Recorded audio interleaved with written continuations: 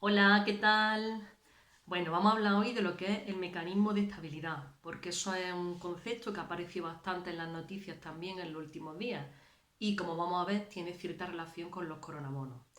El mecanismo de estabilidad es, como su nombre dice, un mecanismo, un sistema por el que los Estados miembros de la Unión Europea conceden préstamos a otros Estados. Este mecanismo se fundó o se originó a raíz de la crisis de 2008.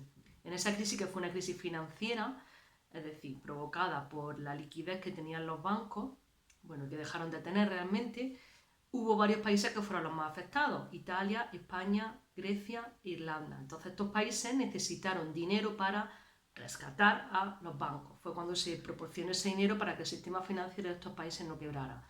Entonces el mecanismo de estabilidad fue un sistema por el que los países de la Unión Europea prestaban dinero a esos países.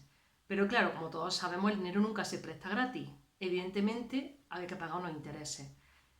¿Cuál es la peculiaridad de este sistema de préstamos? Que no solamente se pedía que se pagaran unos intereses, sino que los países que prestaban dinero, como consideraban que sus hermanos europeos lo habían hecho mal a gestionar su economía, les impusieron también una serie de medidas económicas que tenían que llevar a cabo.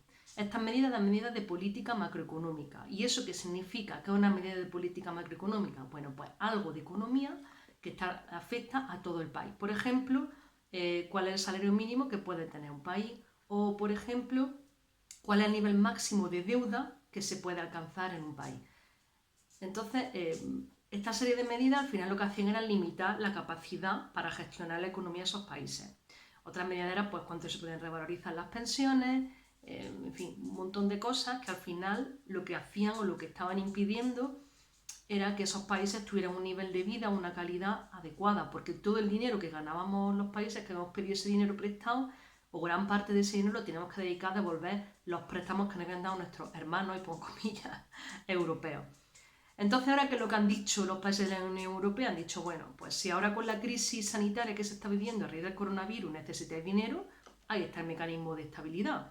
Pero claro, eso no es un préstamo sin condiciones, como ya sabemos, es un préstamo muy condicionado, con lo cual los países, entre ellos España, se han negado, porque la crisis sanitaria no es algo que nosotros hayamos buscado, ni algo que pueda atribuirse a una consecuencia de una mala gestión económica de estos países. Entonces es un préstamo un poco cicatero, si me permitís la expresión. Por eso mismo España está presionando para que no se utilice el mecanismo de estabilidad europeo.